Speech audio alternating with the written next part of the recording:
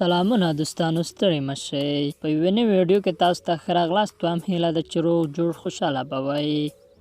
که زموږ چینل مو سبسکرایب کړی نه وي نو همدا اوس یې سبسکرایب کړئ.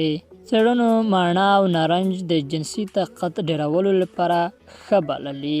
درنو دوستانو، که تاسو هم غواړئ چې دغه اسانه طریقه وازمویئ نو تاسو په اسانۍ کولی شئ.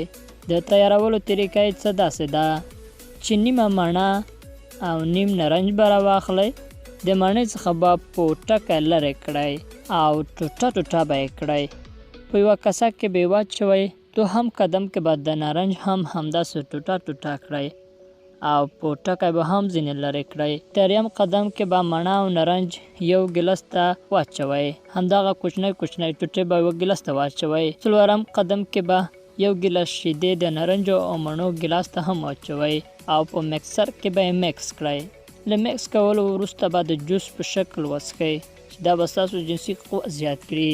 دا هم دوستانو یادونه کوم که چینل مو سبسکرایب کړی نه وي نو همدا اوس یې سبسکرایب کړئ.